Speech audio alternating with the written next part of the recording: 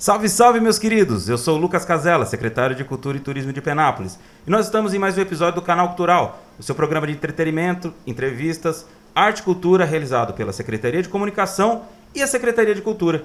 Gostaria de agradecer ao Armando, que está aqui na técnica e na edição, e também agradecer os nossos parceiros, que são os amigos da cultura.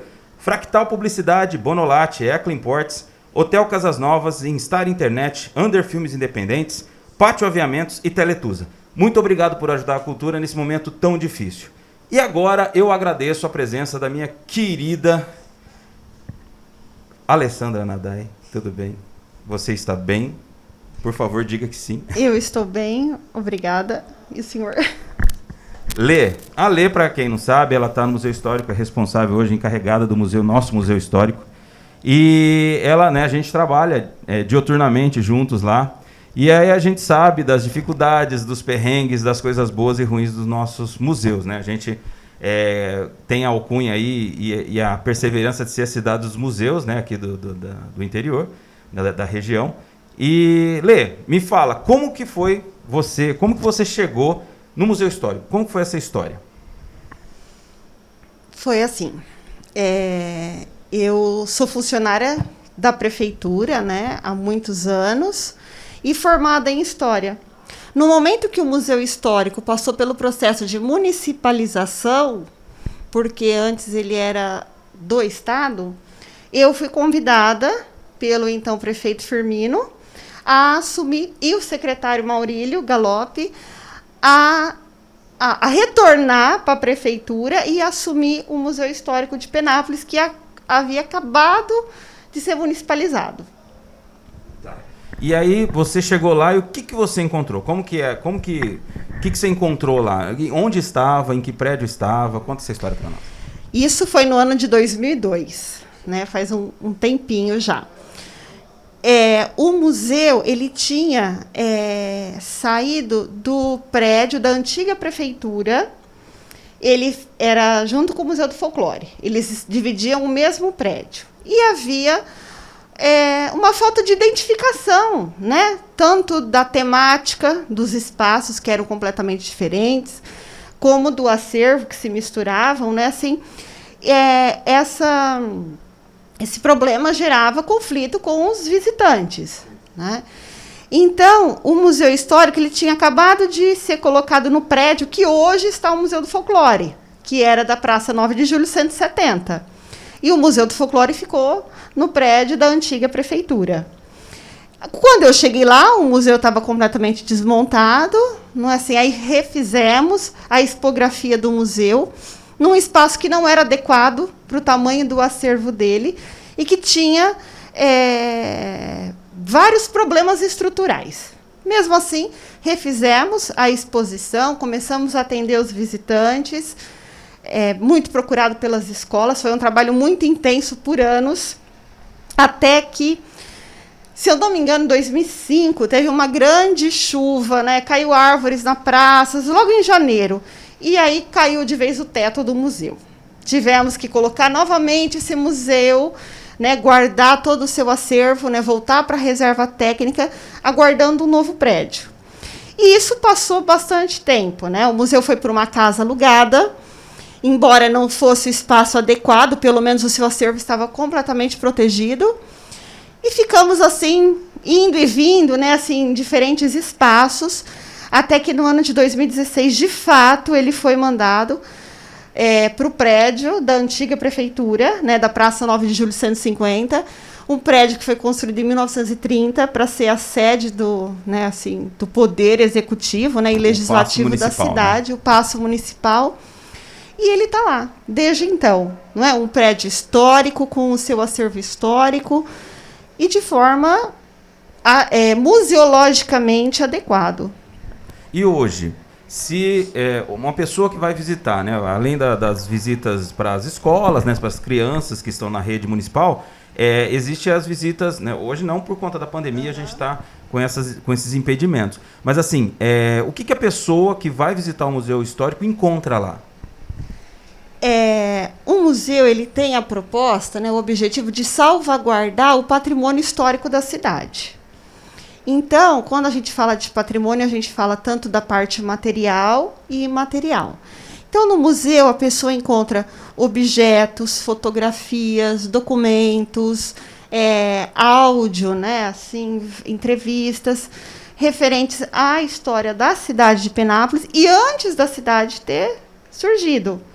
Então, nós temos assim algumas peças que remetem a 3.000 anos, né, da passagem de indígenas, né, pela nossa região.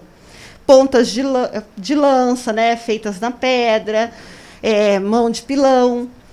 E o museu ainda tenta, né, assim, através de doações da população, manter o acervo, né, mais atualizado, porque o museu ele não pode parar no tempo, o museu é um lugar vivo. Então, a gente recebe doações e essas doações passam por uma comissão que avalia se é de fato, né, pertinente ao tema. Isso acontece em todos os museus, né, dentro das suas temáticas. E aí ele entra para o acervo. Então, quando a pessoa vai visitar o museu, ela vai conhecer sobre os povos nativos da região, ela vai saber como a cidade foi formada, através que a nossa cidade, né, ela surgiu a partir da construção da Estrada de Ferro Noroeste do Brasil, a produção cafeeira, a vinda dos imigrantes, né, essa mistura de pessoas que já viviam aqui, das pessoas que vieram para cá, e até chegar nos dias de hoje. Então, a gente passa pelas várias instituições da cidade, a gente fala de forma... mesmo a pessoa não tendo nascido na cidade, ela se faça pertencer àquele lugar que agora ela está. Legal. E, inclusive, dentro do museu, tem cada sala, né? Cada sala, às vezes, quando monta-se a expografia, cada sala representa um tema, né? Cada sala vira temática. E tem a sala que foi dos prefeitos, né? Isso. O prefeito que atendia na sala Sim. dentro daquele prédio. E hoje é uma sala que homenageia os ex-prefeitos, né? Sim, é a sala da política, não é? Então... a gente manteve essa sala, né, da forma que ela era, para falar um pouco da política, né, e a gente traz, durante a visita, reflexões para as pessoas. Então, a gente mostra, por exemplo, a foto da primeira eleição na cidade, de 1914, onde não tinha uma mulher que participava. Então, através dessa iconografia, a gente vai trazendo essas reflexões atuais. Não é só falar do passado. A gente também tenta trazer para as discussões que são pertinentes aos dias de hoje. Mesmo porque a gente só consegue alçar o futuro sabendo do passado, né? Se a gente não conhecer a nossa história, a gente não consegue, né, se projetar. Exatamente. Né? Comete os mesmos erros, né? Então, o museu, né, como ele foi um prédio adaptado, né? Naquele prédio não foi construído para ser um museu histórico, ele era o Paço Municipal. Então, a gente fez a exposição, né, o projeto expográfico, dividindo as salas, como você falou. Então, a gente fala por temas, né? Então, tem a parte da economia, a parte da política, a parte dos povos nativos, que mesmo eles não estando mais aqui, a gente fala porque dividimos o mesmo território, né? E de uma forma assim que as pessoas consigam perceber a mudança geográfica que aconteceu na nossa cidade. Legal, Lê. Vamos falar também a respeito a gente tem muitas fotos e tem a parte dos jornais, né? Que a gente também tem... Fala um pouco disso, assim, o que a gente tem... Porque eu acho, assim, nós estamos lá e a gente tem por obrigação, dentro da cultura, de fazer esse resgate e essa salvaguarda dos objetos históricos e do nosso patrimônio histórico mesmo, né? Para isso nunca desaparecer. Me conta como que é isso, né? Nós temos essa quantidade fantástica de acervo. Conta um pouquinho sobre o nosso acervo. Esse acervo, que seria o acervo documental do museu, né, que é formado de documentos, história de todas as instituições, os jornais. Desde 1910 nós temos jornais guardados, né, no museu. A gente tem um registro do recadastramento dos imigrantes que estavam aqui na nossa cidade, fotografias assim inúmeras. Embora hoje em dia ninguém mais revele foto, o museu também sofreu com essa modernidade. E isso tudo é referência dentro do estado de São Paulo. Porque depois de Bauru, Penápolis é a única que mantém esse acervo tão bem conservado, não é? E com acessibilidade à população. Outro dia eu fiz um curso, né, assim, na verdade foi um encontro das redes de museus históricos do estado de São Paulo. E uma professora estava dizendo que os museus históricos, né, assim, ele vai ser muito procurado no pós-pandemia, porque as pessoas elas estão mais reservadas, né, assim, mais saudosas. Então, os museus eles vão ser um local de muita procura, porque vai todo mundo querer se conectar com o seu passado, né, depois de ficar tanto tempo pensando, né, na sua vida. Tomara que isso seja verdade. Talvez a pandemia tenha nos mudado justamente porque a gente olhou para si, né? A gente olhou para dentro e a gente viu que a gente tem essa história é valiosa, né? Quando a gente preserva isso, a gente só tem a aprender, né? Então, por isso que é muito importante para nós, né? Nós que estamos lidando com a cultura lá. Agora me fala assim, Lê, hoje, né? O prédio, o museu, né? Ele, por conta da pandemia, a gente não está recebendo as pessoas, né? Mas ele também tem alguns problemas que a gente está tentando resolver. Conta como que está lá o prédio, quais são, enfim. A gente sabe que tem dificuldades, a administração pública sempre tem, mas hoje, como que a gente está, assim, o prédio, no prédio histórico lá? Bom, é um prédio, né, que foi construído em 1930. Durante esse período, ele teve modificações, né, ele foi ampliado e, óbvio, né, como qualquer lugar, ele sofreu as consequências do tempo. No momento, o Museu Histórico está com problemas na parte da cobertura, né, problemas de calhas, rufos, que tem que ser sanado o mais rápido possível, que nós estamos buscando. Não é? Mas também nesse momento de fechamento que a gente está passando, né, por conta da pandemia, a gente aproveitou para guardar o acervo e montar uma nova exposição. Então, vai ter um novo projeto expográfico no museu assim que ele for reaberto, né? E depois que esses problemas, obviamente, forem sanados. Porque é através das exposições que o museu comunica com o seu público. Né? Porque assim, não existe um único público de museu. O museu ele existe para vários públicos.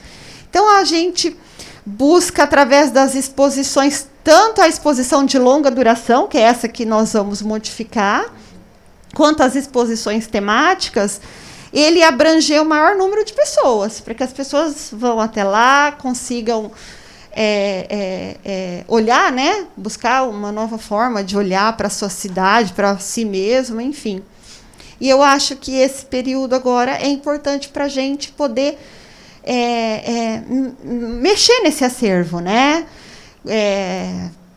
Estamos fechados, né? Assim, o nosso trabalho modificou um pouco, mas ao mesmo tempo a gente está num trabalho grandioso, né? Assim, de por conta de planejamento, né? E de cuidado com esse acervo.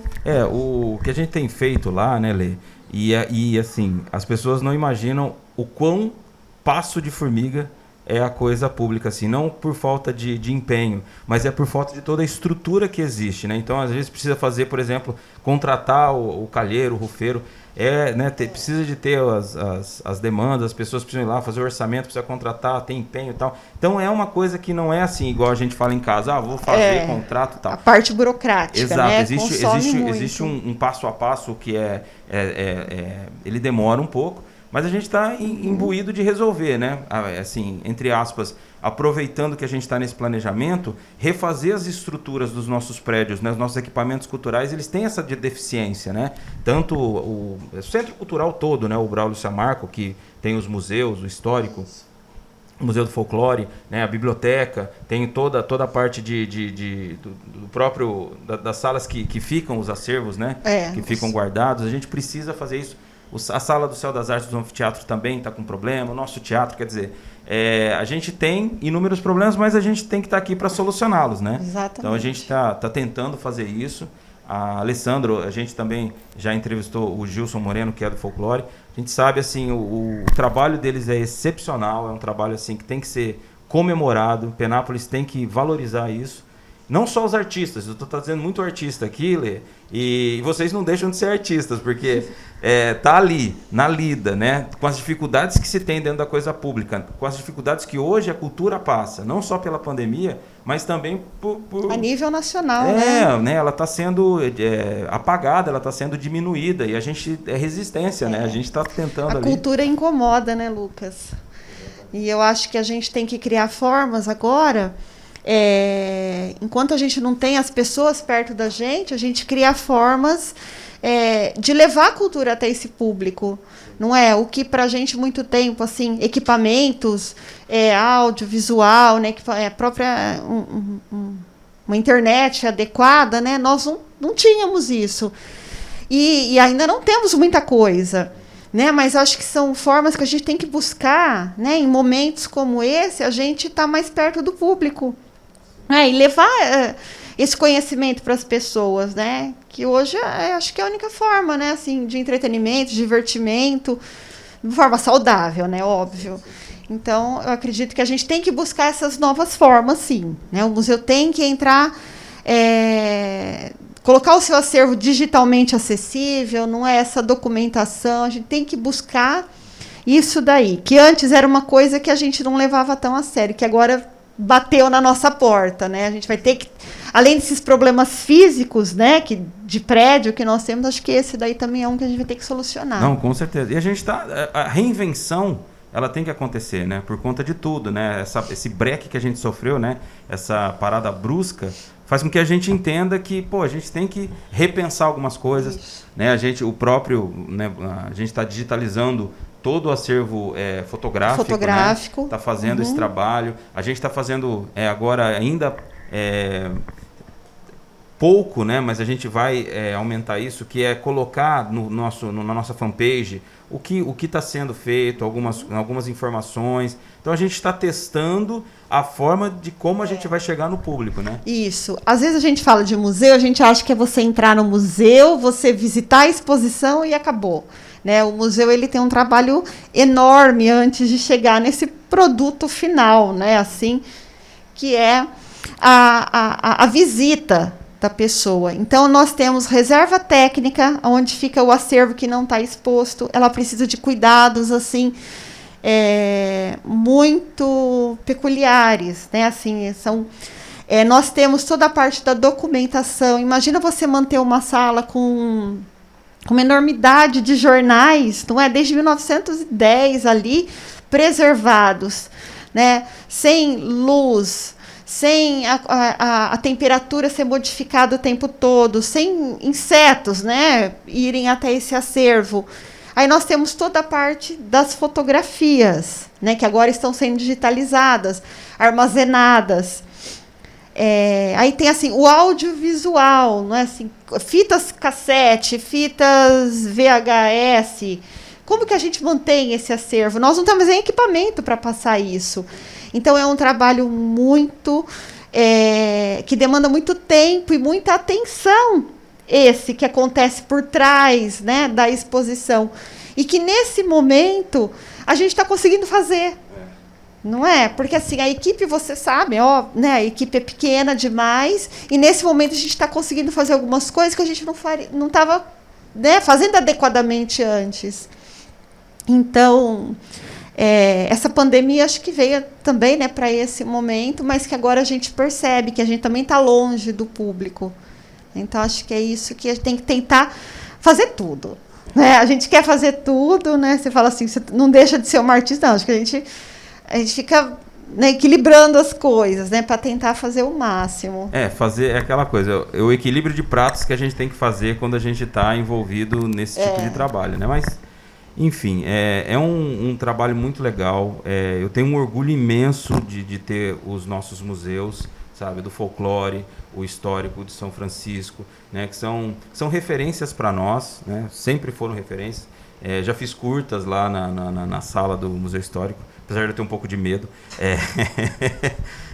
A hemeroteca, eu tenho, sabe assim, é uma coisa, caramba, como assim, 111 anos, né? A gente tem de história impressa dentro da nossa cidade, isso é fantástico, né? Sabe assim, parabéns à cidade que tem isso, sabe, que preserva isso, que se coloca, se né? torna referência nisso, Exato, né? Nós somos, então assim, é um trabalho assim louvável, muito mesmo, assim, tá lá na secretaria, assim, me orgulha, assim, de falar, às vezes eu tô meio desanimado, falo assim, não, mas a gente tem que conseguir, porque a gente tem muita coisa boa aqui, né, além dos artistas, né, a gente tem um patrimônio histórico, cultural, assim, invejável, né. Embora nesse momento, né, assim, nessa atual... né, nesse momento que estamos vivendo, a cultura, né, tem sido deixada de lado, né, Penápolis tem essa referência, né, sempre teve. E Penápolis, né, assim, no meio museológico, ela é conhecida como a cidade dos museus. Exatamente. Né, e isso torna a gente diferente. Exatamente. E vamos continuar assim, né? A gente só vai tentar melhorar esse trabalho, porque esse trabalho é impressionante. Agora, Lê, nós nos encaminhamos para o final da entrevista. Quero te agradecer demais por você ter aceitado dar essa entrevista para a gente aqui. E eu queria que você oferecesse suas considerações finais. Sim. Eu que agradeço, né, a oportunidade, claro. Eu espero que em breve a gente possa reabrir os museus, não é? E agora com essa nova expografia que a gente está pensando, né? Assim, não vejo a hora de pôr tudo em prática, porque a saudade de atender as pessoas é gigante. Né? Acho que diante de tanta tristeza, né, assim, ainda a gente fica bem aonde trabalha, né? Então eu sou privilegiada por isso, ainda bem. Legal, Lê, muito obrigado. E assim que a gente vai terminando mais um episódio do Canal Cultural. Muito obrigado, até mais, tchau.